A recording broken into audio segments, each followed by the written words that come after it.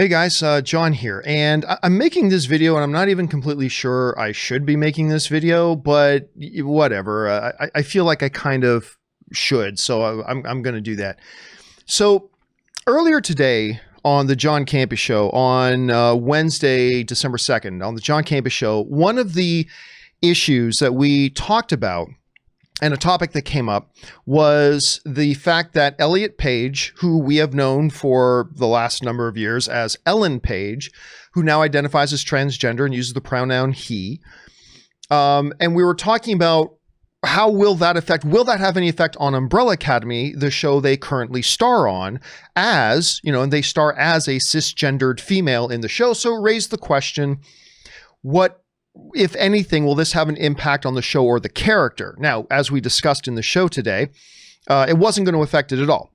There's no effect going on, and that's a good thing. There shouldn't be any impact on that, and I was quite clear in that. Now, here's the title that I made the video and the topic. How does Ellen Page's transition to Elliot Page affect Umbrella Academy? It was a title that I felt was clear. It was a title that I felt was descriptive.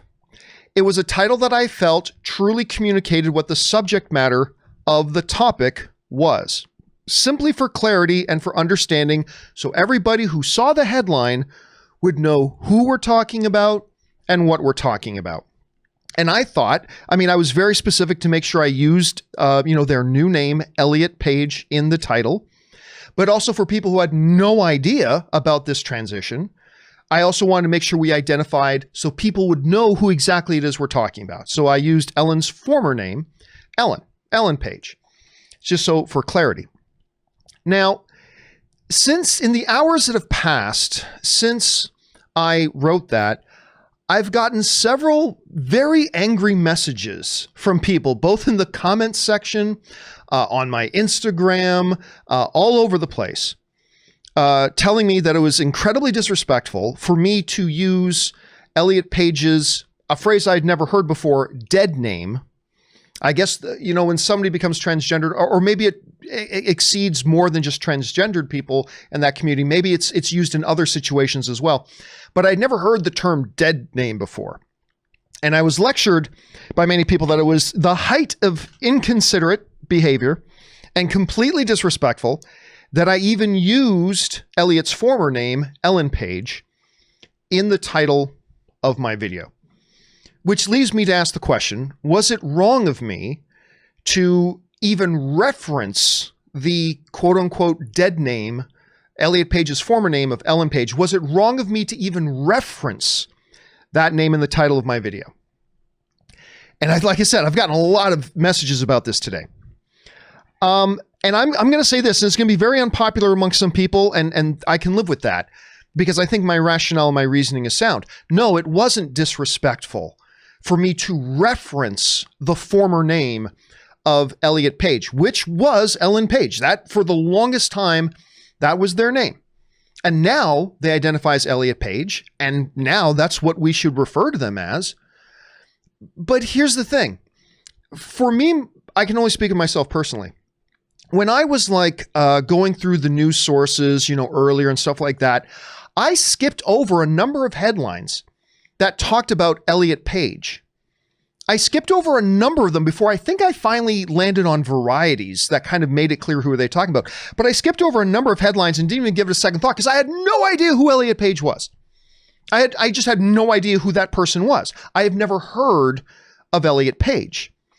And so, I just glanced over that. So when I was making my topic, I wanted it to be clear to a viewer, what is it we're talking about and who is it we're talking about?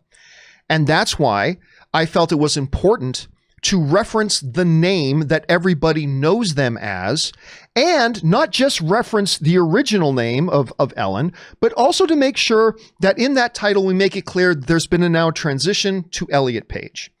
Because I believe a person has the right to self-identification.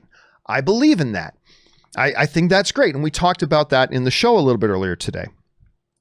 But if a cisgendered person, let me use an extreme example, really can be for whatever reason, but if anybody transgendered, cis, whatever, decided to change how we know them by, or what they identify by. Let's say for whatever reason, Harrison Ford decided, for whatever reason under the sun, Harrison Ford decided to change his name into Enrico Suave.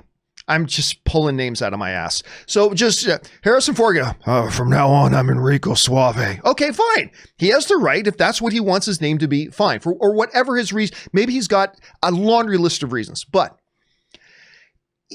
in the immediate aftermath of that, at least for the first few days, if not maybe for the first couple of weeks, until it is commonly known that the artist formerly known as Harrison Ford is now Enrico Suave, which, maybe that's actually, if I would love Harrison Ford to change his name to that. Anyway, if in the ensuing days, if not weeks, that Harrison Ford changed his name from Harrison Ford to Enrico Suave, I'm sure he would understand that there's going to be an adjustment period where there's going to be a lot of people that don't even know who you're talking about.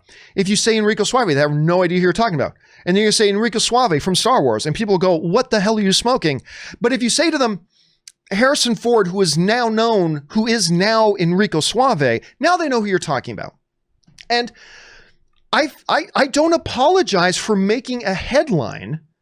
I don't know. I should never have to apologize for making a headline, but I don't apologize for making a headline just to make it clear of who we're talking about, because this just happened. This just happened. The vast majority of people out there, even now tonight at 9:42 p.m. Pacific Standard Time, have never heard the name Elliot Page yet. So I don't apologize for the fact that I referenced a former name while also pointing to the new name that they have and that they bear, for the sake of being clear of who it is we're talking about and what it is we're talking about. The other thing is this. Do you think Elliot Page was having lunch yesterday afternoon, and while eating the croutons on their chicken Caesar salad, I have no idea if that's what Elliot likes to eat or not, but just on a whim thought, you know what? I just had a thought. I think I'm going to change my name to Elliot. And I think that's going to be my new identity. I'm going to, go by the pronoun he and him, and I'm just going to do that now. Do you think that it was just some kind of no thought into it just like that? No.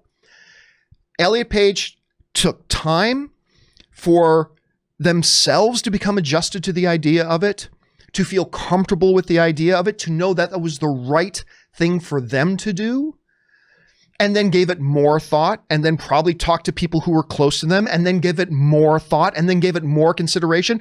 I don't know if this thought process for Elliot has happened over the course of years or months. I don't know. But if we understand that it took a long time just for Elliot to come to that conclusion and feel comfortable with that and feel ready for that, then you've got to cut other people some slack too, that it might take a little bit of an adjustment period for other people to realize. Like I said on the show this morning, I said, look, you're going to have to be patient with me, because I may sometimes say Ellen, or I may sometimes use the pronoun she or her. And I don't mean that disrespectfully. It's just that those are the words I've used to reference them for decades. And it's just going to take me a little time just to get used to it and retune my brain in that way. And it's something that I should do, and I will do. I believe everybody has the right to self-identify, including Elliot. But while we're in this transition period of people getting used, first of all, even becoming aware that that is their name now, because most people still don't know, then no, I don't apologize when I need to run a headline that I have to make sure in the headline people know who we're talking about. And so I very thoughtfully, carefully decided that a good balance of that was to call the story How Ellen Page's Transition to Elliot Page Affects Umbrella Academy. I thought that made it clear who we were talking about, and I thought that made it clear what we were talking about. Will I still be using terminology like that a month from now? No, because a month from now is no longer an issue. Everybody, or at least the vast majority of people, will then know what it is we're talking about when we say Elliot Page. A month from now, it'll be easy and it'll be fine. But in the first 24 or 48 hours, I don't apologize for using that term because it was descriptive, any more than I would have apologized if the same thing happened with Harrison Ford changed their name to Enrico Suave and there was a piece of news about him within 24 hours of that change and that transition happening in the news cycle. Then I make no apologies. The fact that I would have said, the actor once known as Harrison Ford, Enrico Suave, is going to be starring in Indiana Jones 5. It's just the same thing to me. Should it be that way long term? No, but I make no apologies for the headline that I used. I think it was a completely appropriate headline that I used, and I'm sorry, but clarity matters.